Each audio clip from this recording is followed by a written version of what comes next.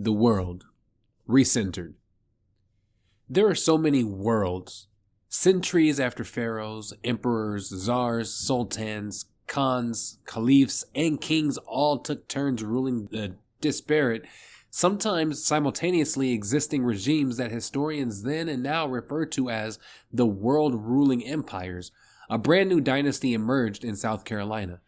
Just as Rome, Egypt, Athens, or Carthage are considered by ancient historians as world capitals, for Black Americans, South Carolina stands as the capital of the known world.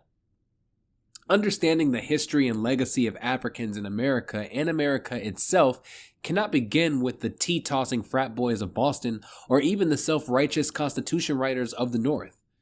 America's fortune, fame, and even its independence began in South Carolina. In many ways, the Palmetto State served as the template for America's pseudo-democracy, a system in which labor and intelligence was stolen from West Africa and enforced via the enslavement and exploitation of their peoples. South Carolina's white settlers benefited from the evolution of human bondage in Virginia. If you recall, where we last left off, the Jamestown colony was on the verge of collapse because the bumbling blue bloods didn't know how to farm, hunt, build, or survive, and were starving to death despite having land galore.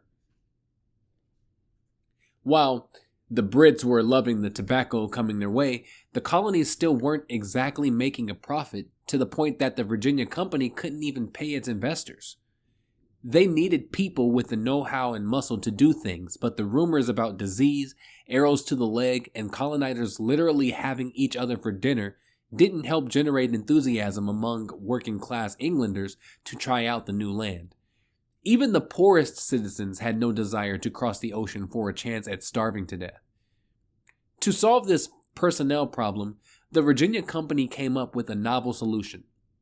On November 18, 1618, the company passed the Orders and Constitutions, which included a provision that would rescue the failed experiment.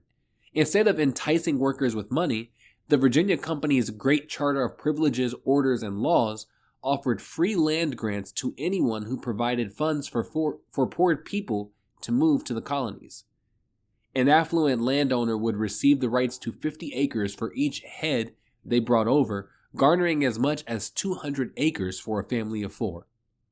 After a period of indentured servitude, the poor immigrants could hope to purchase land on credit from the wealthy landowners, move to unreserved land, and claim squatters' rights or sell their skills to the highest bidder. Of course, this system was flawed. The colonizing class are perhaps the most skilled loophole finders of all time, and what these Virginians lacked in farming and survival skills, they more than made up for with their propensity for exploitation.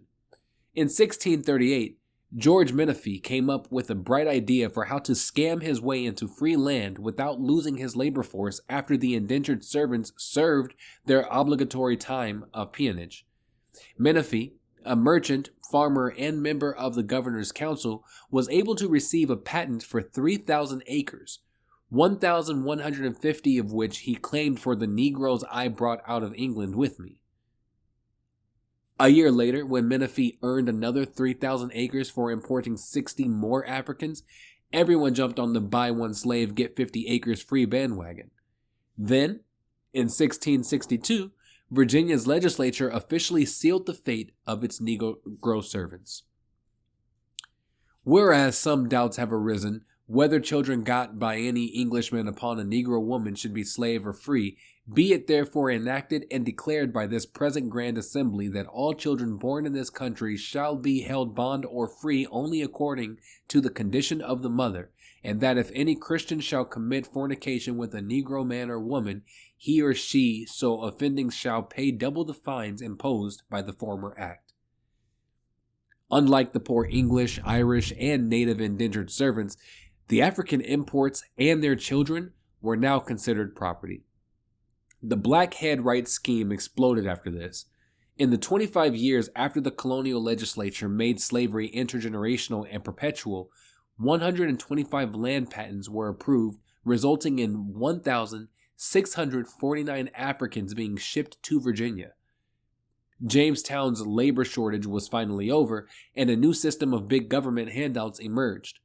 After all, what is capitalism if not a chance for capitalists to capitalize?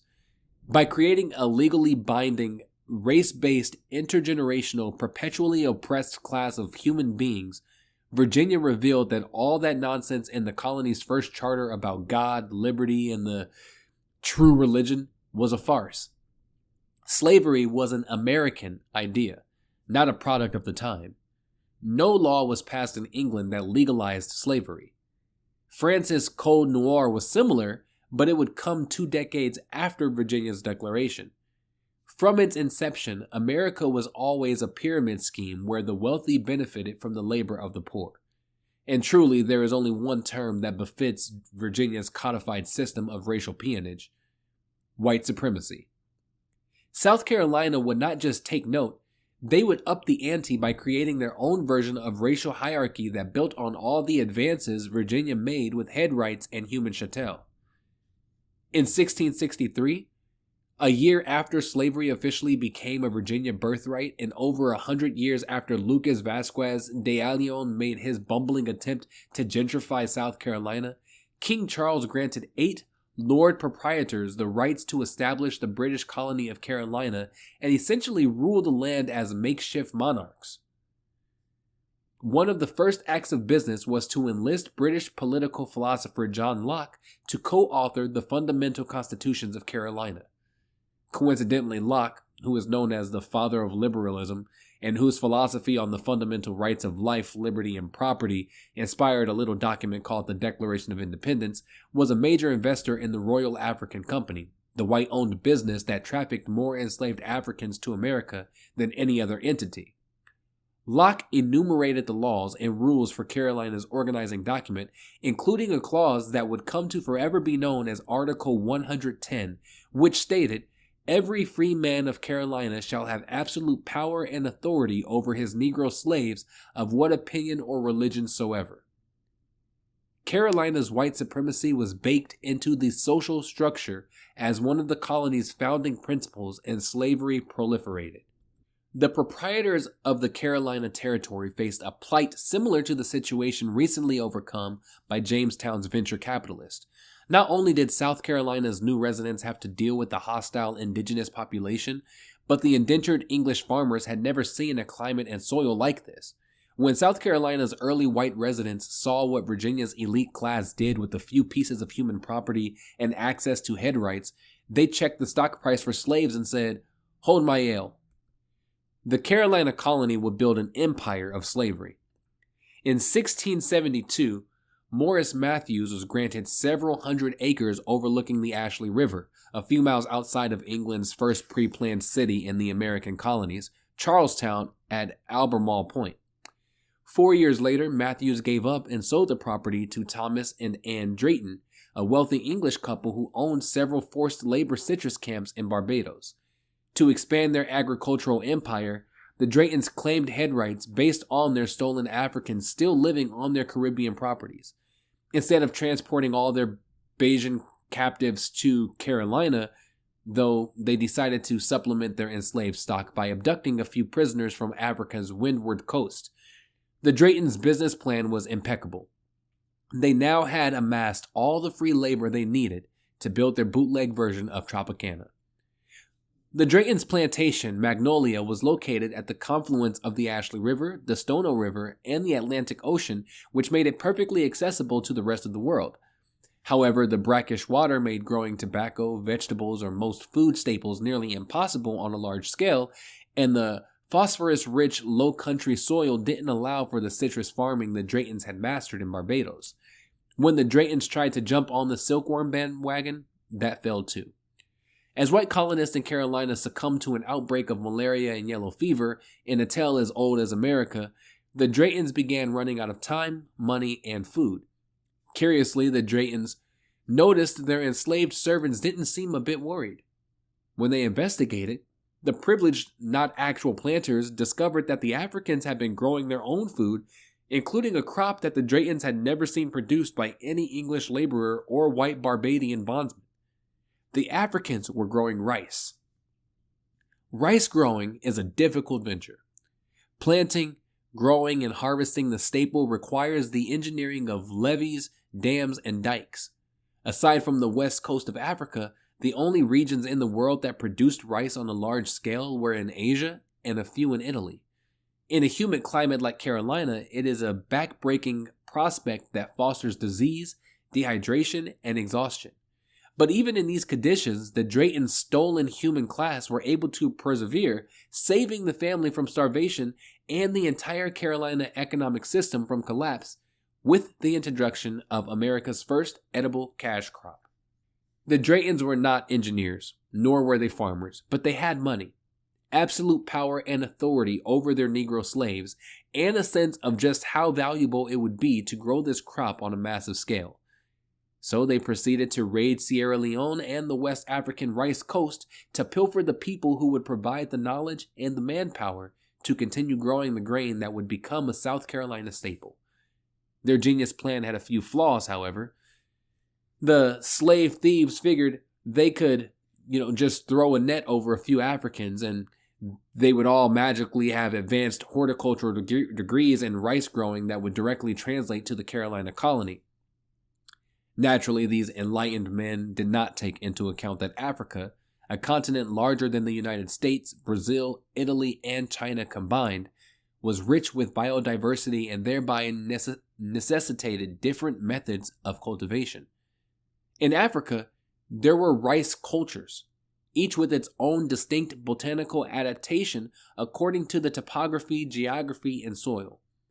In the rain-fed upland regions of present-day Sierra Leone and Liberia, women dropped grains into shallow holes made of a special hoe, then covered the seeds with the heels of their feet. In the Senegambian swamps, growers planted rice in pottery and transferred them to the swamps after the seedlings grew roots. South of the Gambia River near Guinea, African agriculturalists constructed an elaborate network of embankments, dikes, canals, and sluice gates that serves to bar the entry of marine water while retaining rainfall for field saturation and rice cultivation. And in America, the embezzled empire builders from different languages, cultures, and countries were forced to adapt their ways of knowing to create an entirely new African-based rice-growing system that the wealthiest, most enlightened white men in the world couldn't figure out for themselves.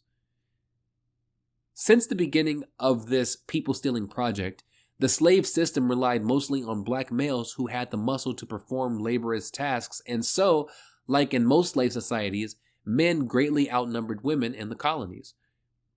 In Virginia's Surry County, for instance, there were 145 men for every 100 women in the 1670s. But in the South Carolina colonies, the male-to-female ratio would eventually reach a 1-to-1 ratio after plantation owners realized that African women were the ones who possessed the engineering and agricultural knowledge necessary to grow what would become known as Carolina gold. In the early 1700s, Indian agent Thomas Narine observed that African women were not only capable of most rice-growing tasks, but they seemed to know better than the men around them. After a few calculations, Narine hypothesized that his large forced labor camp could increase his production by 50% if he put the women in the field alongside the men. Narine was right. In most West African rice societies, men rarely did any farming aside from the occasional heavy lifting. Narine would never be able to test out his hypotheses. He was tortured and killed by Yamasee natives for thinking he could negotiate a settlement after stealing their land. Still, by 1710, enslavers knew to demand the same price for African women as they did for African men. And thus came the influx of women into the area. On Governor Robert Alston's Georgetown, South Carolina plantation, the women did most of the farming while the men cut and hauled wood or performed other tasks. The women were also responsible for milling, dehusking, and winnowing the rice into an edible product. To achieve this, they combined West African technology with the resources available in South Carolina. They built the tools and engineered complex machinery, and instead of using palm leaves to separate rice from its hull, they used Carolina sweetgrass to weave baskets for tossing the rice into the air. They milled the rice with their handmade mortar and pestles and built the tools to turn the land.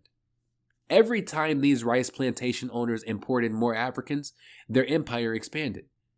As historian Peter Wood notes in Black Majority, with respect to rice cultivation, particular know-how rather than lack of it was one factor which made black labor attractive to the English colonists. Some, like the Draytons, enslaved hundreds and saw their profits soar as a result. By the time the first shots of the American Revolution were fired, Magnolia Plantation had ballooned to 1,872 acres, an area twice the size of present-day Harlem, with hundreds of head of livestock that roamed vast acres of cow pens. When Nairney was calculating the exact worth of putting his enslaved females to work, he also remarked that South Carolina abounds with cattle, to a degree much beyond any other English colony. People have 1,000 head, but for a man to have 200 is very common. And just as the naturally gifted female horticulturalist field gals were adept at growing and harvesting rice, South Carolinians discovered that slaves from the plains of Ghana and Gambia were skilled at herding cattle. Unlike the white buckaroos and poor crackers who used whips, the black cattlemen used salt, fire, and dogs to corral the livestock when the plantation owners needed to find them again, usually around tax time, making the cowboys as valuable as the field gals. And as a result of their ingenuity, hard work, and savvy, these men and women died. Life on a rice plantation was so fraught with disease and death that planters generally didn't expect their human capital to live past 19. One Charleston owner remarked that he would as soon stand 50 feet from the best Kentucky rifleman and be shot at by the hour as to spend my night on a plantation in summer. The low life expectancy, combined with an infant mortality rate that was 10 times the rate for white infants, had one bright spot. On rice plantations, the high risk of catching malaria, yellow fever, or other contagious diseases meant the white people didn't bother their enslaved as much as they did on other types of plantations. Unlike those in many other slave societies, South Carolina's enslaved worked on the task system. Enslaved people were responsible for their own food, clothing, and even their medical care. Each captive had a required amount of work they had to complete, and once they were done, they were released from their enslaver's oversight to work in their own gardens, sew their own clothes, or make their own money. Charleston even had an elaborate tag system that allowed enslaved people to sell goods and food at the market. From this white man-free vacuum emerged a new culture and language that was a hybrid of those of the Africans from the Caribbean colonies and the Baga, the Fula, the Kisi, the Peli, the Limba, the Mandinka, the Mindi, and the Wolof of West Africa. They balanced the memories of their motherland on the bridges of their noses and hid them on the tips of their tongues. Their collective souls merged and became the Gullah Geechee, a cultural force that no white person would ever have power and authority over. And if in the wood God in the cornstalk Jesus making them think that the flam. Look ya, Baba, them boy know we go back to the ghost melon. Ain't no churn. I been growing, so go me now. That break where I make it with the me them and teats, with their stinky bookie. I juke into the get to tone to them. Fail ya get out the door, te titi them kumbaya for a bog. I ain't looking here now, you not a face in about lemon yes. They ain't a fin about a man of me, then mount our box up. That's roughly the Geechee language. During their spare time, the transplanted Africans created a whole new language by combining West African dialects, Caribbean patois, and white people's English. Geechee lingers in the way I speak to my sister and mother when they call from Monk's Corner, South Carolina. It renews itself every time I cook a chicken bog, which is different from some perlo, the way my Uncle Junior taught me. One knuckle of water, wait for the water to stop busting, mash a top on it, lower it down till you get the lid flea fire. After 10 minutes, out your fire, but do not take off the top off till you make it your plate. Bim. And even if you're not from the South, you speak it and you don't even know it. When you bring your own tote bag to the farmer's market, you're using a derivation of the Kinkongo word tota, or pickup. Thinking about checking out a movie? If you buy a box of goobers, you're using a Kimbundu word for peanut, goomba. This was where it all began. From the work of women who knew how to build, engineer, plant, and harvest. It's the food and the culture of my known world. It's coded into the culture and language of America, and black people created it from scratch. By 1776, South Carolina was the number one exporter of rice to England, the number one supplier of salted meat to the Caribbean, and had the highest per capita income in the British colonies. And the colony that had intended to recruit white people to grow citrus was now majority black. In the 5 years before the American Revolution, South Carolina had imported more enslaved Africans than all the other ports and all the other American colonies combined. Over the life of America's legalized transatlantic human trafficking system, 40% of this country's human imports passed through Charleston Harbor, earning the South Carolina city the title of the slave capital of the New World. As they lived in these relatively insulated worlds they had created, their Creole became a tool of survival and resistance, allowing the enslaved to communicate with their fellow captives in stealth right in front of their ignorant masters. As a result, rebellion also became contagious in the culture of South Carolina's enslaved. On May 6, 1720, the Negroes in South Carolina murdered plantation supervisor Benjamin Cattle along with an unnamed white woman. An armed rebellion occurred again in August 1730 when enslaved Africans armed themselves one Sunday morning and conspired to destroy all the whites. 3 more took place on the South Carolina rice coast in 1739, the most famous of which occurred not far from where the Drayton's son John had just purchased the first of more than 100 properties with the intergenerational wealth built from African labor. South Carolina's 1712 slave codes were based on the slave code of Barbados, which protected the enslaved from the cruelties and insolences of themselves or other ill-tempered people or owners. But something was about to change. Somebody finna box them Bucra fest loose. Unit review. 3 little questions. Number 1. Jamestown is considered the first American settlement because A. It was the first English settlement in North America and history books are written in English. B. Someone told me that. C. Indigenous natives, Spanish settlers in Florida, and black people don't count. Or D. The poor white welfare recipients deserve something. Number 2. Black history begins A. When humanity begins. B. When Juan Garrido arrived in Florida. C. When the first enslaved Africans arrived in 1619. Or D. Every year on February 1st. Number 3. American history begins A. With Greek and Roman mythology. B. When Christopher Columbus didn't arrive in America. C. When the Jamestown colony started receiving welfare. Or D. 1776. Ana Nzinga, the King of Queens.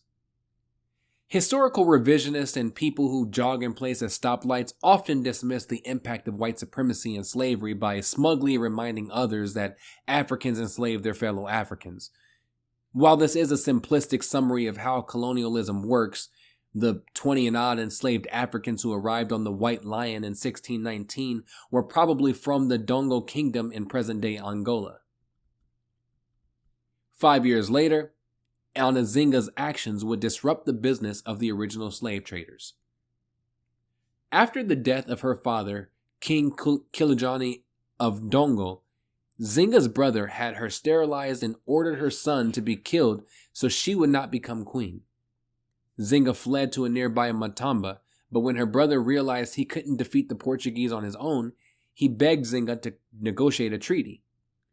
She agreed, and when she arrived to meet the Portuguese governor, they used a common tactic to belittle her, offering her a floor mat while the European leaders looked down on her from their chairs. Unfazed, Nzinga ordered a member of her court to get on all fours and sat on his back, placing herself at their level to negotiate the treaty. Although the treaty didn't end the trade of enslaved human beings altogether, it required the removal of Portuguese forts that facilitated the slave trade. Of course, being the colonizers that they were, the Portuguese reneged on the agreement and continued to take slaves and precious items from the Dongo. After her brother died, Nzinga had her brother's son, the heir to the throne, killed. And when her rival Hari teamed up with the Portuguese enslavers and declared that a woman could never control the kingdom, Nzinga fled to Matamba. She slowly increased the size of her army, kidnapped their queen and the queen's daughter, and eventually returned to Dongo to take her throne. By 1648, Nzinga was the ruler of the Dongo and the Matamba. She called herself the king. Researchers say Nzinga defied gender norms by deciding to become a man. Not only did she dress in traditional male attire, but she also required her stable of husbands to dress as women. When the Portuguese declared war, she personally led her troops into battle and was by all accounts a fearless warrior and exceptional tactician. Using guerrilla warfare and implementing the war strategy of the Mbangala, Nzinga fought the Portuguese to a standstill for 30 years, all the while expanding her empire. In doing so, she also declared that any African enslaved by Europeans would be free in her kingdom. When she defeated a neighboring army, she would integrate the conquered troops and force the leaders to teach her armies all their tactics, essentially creating an unstoppable force. After conquering a new land, Nzinga only had one rule for her subjects: no slave trading. Of course, this wasn't just an act of benevolence. As Nzinga's empire grew, she also depleted the Portuguese supply of human chattel, which crippled their slave economy while diminishing their army. On November 24th, 1657, the Portuguese gave up. They gave Nzinga the rights to all the land and agreed to a peace treaty. She spent the rest of her life resettling slaves, establishing trade, and reestablishing her kingdom. Nzinga lived until the age of 81. After her death, Portugal eventually reinstated its claim. 8 years later, Ndongo became part of the Portuguese Empire, but the descendants of the mother of Angola would resist colonialism forever. Supplement: The Unenslaving of Jimmy. At daybreak on Sunday, September 9th, 1739, 20 or so Africans gathered at the Stono River about 20 miles from Charleston. At least 19 were Angolan, and their acknowledged leader was a man named Jimmy. Despite being thousands of miles from the West African region where he was born, Jimmy had a warped familiarity with the environment. The climate, soil, and topography of South Carolina were similar to his homeland, as were the people. At the time, only 15,000 of the state's 45,000 citizens were white, so even in America, Jimmy was surrounded by black faces. His status as a warrior, a fearless leader, and a fellow African convinced his co-conspirators that they could overcome all the wrath and retribution that all the white gods could summon. They held the power. Before his capture, Jimmy could not have fathomed such an inhumane institution as the enslavement system that lay beyond the horizon of the African coast. Even though there was slavery in Africa, America's version was intergenerational, unending, and by definition, reduced humans to a form of inanimate chattel. Although he was now a bondservant who was likely literate in at least 3 languages, including English, Portuguese, and his native tongue, some historians believe Jimmy probably served as a Congol or Angolan warrior who was captured and sold during an incursion with a neighboring kingdom. He was likely trained in combat, strategy, and the tactics of war. Jimmy was a leader. He was a man. He was a human being. Above all, Jimmy was not a slave. Plus, Jimmy knew things. Jimmy knew that a recent malaria outbreak had decimated Charleston. His linguistic flexibility allowed him to communicate without fear of the uneducated white men who knew nothing of rice or cattle. This ability to speak Portuguese meant he probably understood the Spanish agents sneaking through plantations, spreading rumors that enslaved people would be free if they could make it to the free black community of Fort Mose in Spanish Florida. Jimmy the rebel knew that the healthy white Charlestonians would be in church on Sunday for the annual feast of the Nativity of Mary. He knew that South Carolina had just passed a law that required every free white man to carry a firearm. He also knew the law wouldn't go into effect for 2 more weeks. He knew a just God would eventually give him freedom. He knew the white men never would. But Jimmy could not wait for God or white men. He didn't just want to free himself. Jimmy wanted everyone to be free. And Jimmy had a plan. Jimmy's crew met before daybreak on September 9th, 1739, and knew exactly where they were going. After crossing the Stono Bridge, they broke into a hardware store and armory that sold guns and munitions. They executed the 2 shopkeepers, decapitated them, confiscated the firearms, and kept things moving. The group proceeded to the plantation owned by the Godfrey family, killing the owner and his 2 children. When they arrived at Wallace's tavern before dawn, they didn't murder the innkeeper because, according to Jimmy's co-conspirators, Wallace was a good man and kind to his slaves. He would be the only white man spared. By daybreak, the makeshift army had traveled only 3 miles of the 150 to Fort Mose, and yet the group had doubled in size. Some of their newly emancipated cohorts had joined voluntarily, while others were conscripted into teaming up with the rebels to keep the news from spreading. By 11 o'clock, somewhere between 60 and 100 Africans were on the prowl, flying a banner, playing drums, dancing, and chanting liberty.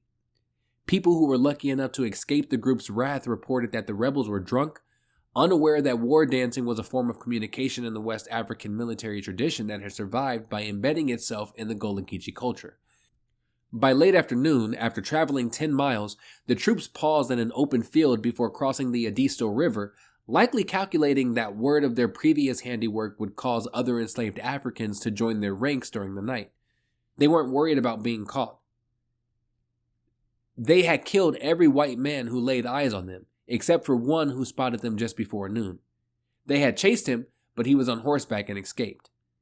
Unfortunately, the one guy who got away was William Bull, the lieutenant governor of South Carolina. When an impromptu white militia summoned by Bull found the self-freed slaves, a battle broke out. 20 whites were killed, and at least 30 of the black militia died, while others were captured, imprisoned, and interrogated. The murdered insurgents were decapitated and their heads affixed to posts entering the city, a practice that would become an American tradition. The incident inspired fear across South Carolina.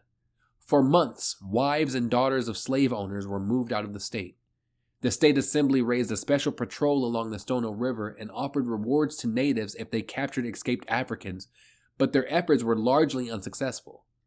One of the initial 20 leaders remained at large for at least 20 years.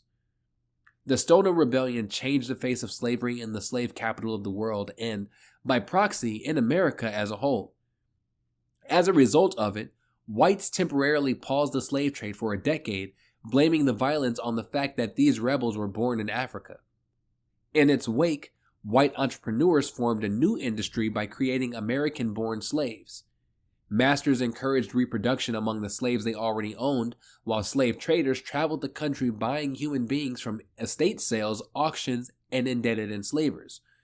When the transatlantic slave trade eventually reopened, they avoided the Congo-Angola region because the geniuses concluded it wasn't the brutal idea of perpetual intergenerational human bondage that had caused Jimmy and his friends to lash out. Apparently, it was geography. Perhaps the most significant legacy of Jimmy's war were the draconian measures the legislature put forth to replace South Carolina's 1696 slave code. The post-Stono legislation forbade slaves from growing their own food, earning money, learning to write, or gathering in groups of 3 or more. It prohibited black males from traveling together in groups of 7 or more without the presence of a white man. It also gave owners the right to kill any enslaved person who was rebellious and went as far as to regulate which colors and fabrics an enslaved black person could wear. It was a legal code of complete and total oppression. Because white people were the minority, South Carolina's white population used cruelty as a tool to suppress their worst fears. Nearly every state's laws governing the enslaved were based in part on the Negro Act of 1740, proving that the uniquely American version of human subjugation was never just a thoughtless experiment. It was ingrained in the fabric of America. It was intentional, a color-coded, never-ending, legally protected, constitutionally enshrined system of human trafficking that extorted labor, intellectual property, and talent in the most brutal way imaginable. It was born out of fear and white supremacy. And yet, with all the enlightened philosophies, whips, and muskets this country could muster, it still could not make a slave. How white people were invented. In his essay, The Souls of White Folk, W.E.B. Du Bois said, "The discovery of personal whiteness among the world's peoples is a very modern thing, a 19th and 20th century matter indeed. The ancient world would have laughed at such a distinction. The Middle Age regarded skin color with mild curiosity, and even up into the 18th century we were hammering our national mannequins into one great universal man with fine frenzy, which ignored color and race even more than birth. Today we have changed all that, and the world in a sudden emotional conversion has discovered that it is white and by that token, wonderful." For most of human history, the term race didn't exist. It emerged in the late 16th century to describe a type of thing, including a race of wine or a race of saints. Before then, every culture on the planet had their own stratification. Europeans considered Asians to be white. Even when Enlightenment-era philosophers began categorizing species, they subdivided humans by geographic regions, until white people needed slaves. That's when, according to Professor Gregory J., whiteness emerged as what we now call a pan-ethnic category, as a way of merging a variety of European ethnic populations into a single race. Just as Carl Linnaeus provided the standard for the classification of plants in Systema Naturae, Francois Bernier developed the first comprehensive classification of humans. In a 1684 French journal article, Bernier used an old term to describe his theory on human taxonomy. The article was titled "A New Division of Earth by the Different Species or Races Who Inhabit It." In 1775, Friedrich Blumenbach's On the Natural Varieties of Mankind created 5 different divisions of humanity, with Caucasians at the top. But even then, whiteness wasn't clearly defined. The first iteration of white supremacy was more about everyone else. In 1705, Virginia banned criminals and any Negro, mulatto, or Indian from holding office. Now that you have the backstory, it is easy to see the lineage. Personally, James Madison thought it wrong to admit in the Constitution the idea that there could be property in men, but in Federalist number 54, he debates the very value of black life, and he concludes, "The federal Constitution therefore decides with great propriety on the case of our slaves when it views them in the mixed character of persons and of property. This is in fact their true character. It is the character bestowed on them by the laws under which they live, and it will not be denied that these are the proper criterion, because it is only under the pretext that the laws have transformed the Negroes into subjects of property." White supremacy soon became one of the foundational principles of America. For instance, have you ever wondered why each item in the Bill of Rights is an amendment instead of a part of the Constitution? It's because Madison didn't think the Constitution needed one, since, according to Locke and the rest of the Enlightenment faves, the important rights were universal and God-given. But Virginia refused to ratify the Constitution without one.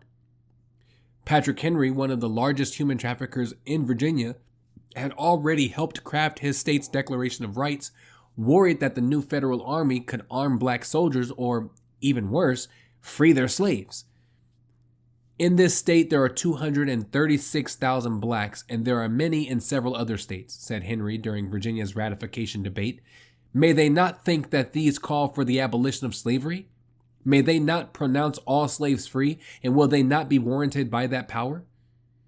Madison borrowed, conceded, and quelled fears of black retaliation by adapting George Mason's writings in the Virginia Constitution to form the Second Amendment to the U.S. Constitution. A well-regulated militia being necessary to the security of a free state, the right of the people to keep and bear arms shall not be infringed.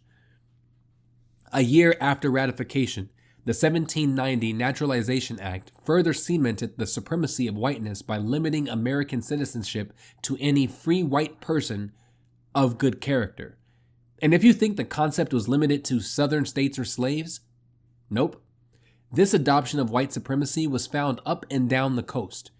In 1821, New York changed its constitution to take away the right to vote from free black citizens. Delegate Samuel Young justified the change with Enlightenment race theory, explaining, "The minds of the blacks are not competent to vote."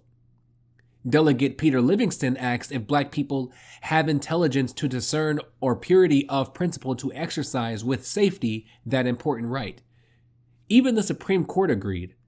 In the 1857 Dred Scott versus Sanford case, the court ruled that black people are not included and were not intended to be included under the word citizens in the Constitution, adding, "They were at that time considered as a subordinate and inferior class of beings who had been subjugated by the dominant race, and whether emancipated or not, yet remained subject to their authority and had no rights or privileges. They had for more than a century before been regarded as beings of an inferior order and altogether unfit to associate with the white race either in social or political relations, and so far inferior that they had no rights which the white man was bound to respect." Notice the Supreme Court said this about all black people, not just slaves. White supremacy is a foundational principle of America. This line of thinking was further extended in 1924 when the Racial Integrity Act of Virginia defined a white person as a person who has no trace whatsoever of any blood other than Caucasian, forever establishing the one-drop rule. Still, it was almost impossible to accurately define whiteness. At one time, the Irish weren't considered white, or Jews, or Italians. They were only accepted into the club when they proved they could join in the oppression of people who were not like them. At one time, Hispanic people were not white. Now there are white Hispanics and non-white Hispanics. It's a beautiful magic trick. Even Du Bois thought so. As he explained, "But what on earth is whiteness that one should so desire it? Then always, somehow, some way, silently but clearly, I am given to understand that whiteness is the ownership of the earth forever and ever. Amen." This is where I disagree with Du Bois. Whiteness is not a social construct, nor is it as eternal or as confident as it seems. Whiteness is fleeting. It is a ghost, a shadow of an imaginary thing. It is the result of an insecurity that not only justifies man's inhumanity to man, it reinforces the subconscious doubt in one's own inferiority. Superiority does not require subjugation. A superior human being has no need. But what on earth is whiteness? Whiteness is fear.